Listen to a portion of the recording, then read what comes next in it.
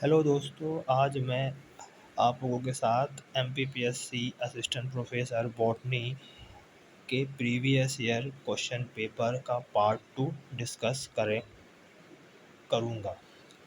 Part 1 मैंने पहले upload कर दिया है, तो चलिए स्टार्ट करते हैं।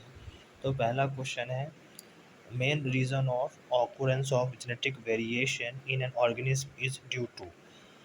आनुवांशिक विभिन्नता का प्रमुख कारण है तो process of crossing over in chromosome. तो आनुवांशिक विभिन्नता का प्रमुख कारण है गुणसूत्रों में क्रॉसिंग ओवर। अगला क्वेश्चन था, which of the following enzyme is considered as DNA repair enzyme in prokaryotes. काफ़ी अच्छा क्वेश्चन था कि प्रोकैरियोट्स में डीएनए रिपेयर एंजाइम किसको बोला जाता है। तो यहाँ पर इसका आंसर है डीएनए पॉलीमरेज 1 और डीएनए पॉलीमरेज 2। तो इसका आंसर होगा डीएनए पॉलीमरेज फर्स्ट और डीएनए पॉलीमरेज 2। तो प्रोकैरियोट्स में 5 टाइप का डीएनए पॉलीमरेज पाए जाते हैं। दो डीएनए पॉलीमरेज फर्स्ट, सेकंड और थर्ड। डीएनए पॉलीमरेज फोर्थ और फिफ्थ ये प्लांट्स में पाया जाता है। अगला क्वेश्चन था, specific DNA sequence are recognized through action of. विशिष्ट डीएनए अनुक्रम की पहचान का कार्य किनके द्वारा किया जाता है। तो डीएनए सीक्वेंस की पहचान के लिए रेस्ट्रिक्शन एंजाइम होते हैं। तो रेस्ट्रिक्शन एंजाइम के द्वारा स्पेसिफिक डीएनए सीक्वेंस की पहचान की जाती है। अगला क्वेश्चन था कि मेज में ट्रांसपोसेबल जेनेटिक एलिमेंट की खोज किसके द्वारा की गई थी और जिसके लिए उन्हें नोबेल पुरस्कार दिया गया था। तो बारबेरा मैक्लिंटॉक थे। अगला क्वेश्चन है, which of the following is known as DNA like RNA. तो डीएनए लाइक आरएनए किसे कहा जाता था। तो ये जो इसके जो ऑप्शन दिए थे इनमें से कोई भी इसका आंसर नहीं था। अगला क्वेश्चन देखें हम, after the process of capping both the end of eukaryotic RNA terminate with which of the following group. तो यहाँ पर जो यूकैरियोटिक आरएनए का टर्मिनेशन है वो हमेशा 5 प्राइम से 3 प्राइम की तरफ होता है, मतलब 5 प्राइम ग्रुप से 3 प्राइम ग्रुप की तरफ होता है। अगला क्वेश्चन था, in the process of protein synthesis during initiation of translation ribosome inter at the cap 5 end of mRNA। The statement is correct about which of the organism. निम्न में से किस जीव में प्रोटीन संश्लेषणी अनुवाद के प्रारंभ में राइबोसोम mRNA के 5 कैप वाले सिरे पर प्रवेशित करता है। तो इसका आंसर है एराब्डोप्सिस।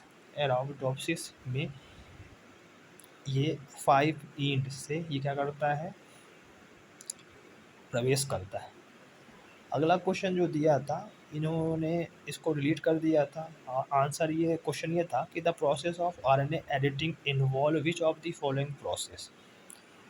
तो ये क्वेश्चन को पीएससी ने इसको डिलीट कर दिया था, तो ये क्वेश्चन कैंसिल है। अगला क्वेश्चन देखते हैं, polysome are from which of the following constituent. Polysome का निर्माण किन घटकों से होता है। तो पॉलीजोम बेसिकली राइबोसोम के द्वारा बनता है। अगला क्वेश्चन है, duplication of genome is carried out in which stage of cell division. मतलब जीनोम का डुप्लीकेशन सेल डिवीजन के किस स्टेज में होता है। तो ड्यूरिंग इंटरफेज। इंटरफेज सबसे बड़ी स्टेज मानी जाती है। तो इंटरफेज में ही सेल क्या होती, डबल होगी, उसका डीएनए का रेप्लिकेशन होगा। तो जो डुप्लीकेशन जीनोम का डुप्लीकेशन होता है वो इंटरफेज में होता है। अगला क्वेश्चन था कि पॉलीसिस्ट्रॉनिक एमआरएनए किस ऑर्गेनिज्म में पाया जाता है। तो पॉलीसिस्ट्रॉनिक एमआरएनए बैक्टीरिया में पाया जाता है। तो बैक्टीरिया में जो आरएनए होता है वो पॉलीसिस्ट्रॉन होते हैं, जबकि जो हम यूकैरियोट की बात करें तो यूकैरियोटिक में मोनोसिस्ट्रॉनिक एमआरएनए होता है। ओपेरॉन मॉडल किसने दिया था। तो ओपेरॉन मॉडल दिया था जैकब और मोनार्ड ने 1961 में। अगला क्वेश्चन था, हेट्रोथैलिज्म फंगी में किसने खोजा था? तो थैलिस्म फंगी में बैक्सली ने खोजा था म्यूकर में। विच of the following codon terminate the process of protein synthesis? तो कौन सा कूट है प्रोटीन संश्लेषण की प्रक्रिया की समाप्ति कर देता है? तो प्रक्रिया के लिए इसमें स्टॉप कोडॉन होते हैं UAA, UAG, UGA। तो इन तीनों के द्वारा क्या होता है? प्रोटीन संश्लेषण का टर्मिनेशन होता है। अगला क्वेश्चन था कि functional conformation of A protein is dependent on it. तो किसी भी प्रोटीन की कार्यशीलता उसकी किस संरचना पर निर्भर करती है? तो प्रोटीन का जो टर्सरी स्ट्रक्चर है उस पर निर्भर करती है। अगला क्वेश्चन है, in each strand of B DNA the repetitive unit is. B DNA के प्रत्येक स्ट्रैंड में रेप्लिकेटिव इकाई होती है, तो ये मोनोन्यूक्लियोटाइड होती है। बी डीएनए की जो रेप्लिकेटिव यूनिट होती है वो मोनोन्यूक्लियोटाइड होती है, मतलब सिंगल न्यूक्लियोटाइड से मिलकर बनती है। अब एग्जाम्पल था, अगला क्वेश्चन था, example of non protein enzyme. Non protein enzyme का एग्जाम्पल हो गया राइबोजाइम। राइबोजाइम क्या है? एक नॉन प्रोटीन एंजाइम है। अगला क्वेश्चन था, कैपिटल टी और स्मॉल टी को जब स्मॉल टी से क्रॉस करेंगे तो ये किसका एग्जाम्पल है? तो ये था टेस्ट क्रॉस का एग्जाम्पल। तो टेस्ट क्रॉस एग्जाम्पल था capital T small T into small T जब इसको क्रॉस करेंगे तो ये टेस्ट क्रॉस बनेगा। अगला क्वेश्चन था, amino acid which accumulate during drop. सूखे के समय संग्रहित होने वाले अमीनो एसिड है प्रोलीन। तो प्रोलीन अमीनो एसिड कब बनता है? जब सूखा होता है। अगला क्वेश्चन था, wilt of arhar is caused by. तो अरहर का विल्ट रोग किसके द्वारा होता है? तो फ्यूजेरियम के द्वारा विल्ट ऑफ अरहर होता है।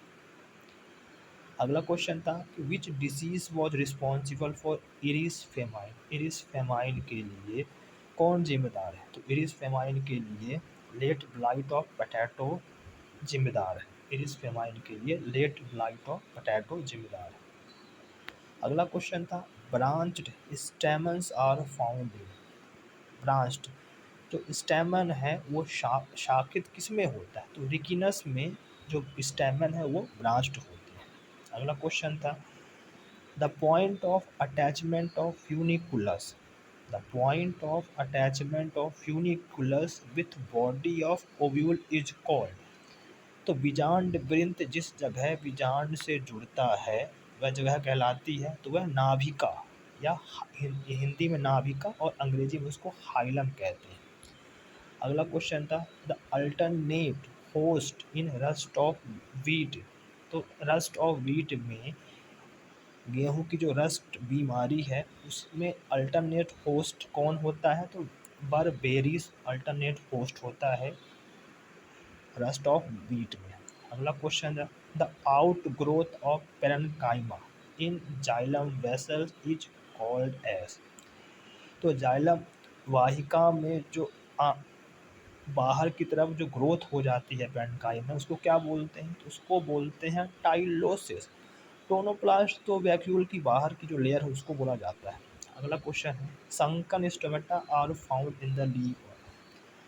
गहरे रंध्र किनकी भित्तियों में पाए जाते हैं? तो जो संकन स्टोमेटा है वो ज़ीरोफाइट्स में पाए जाते हैं। अगला क्वेश्चन था, कॉर्क इज ऑब्टेन्ड फ्रॉम।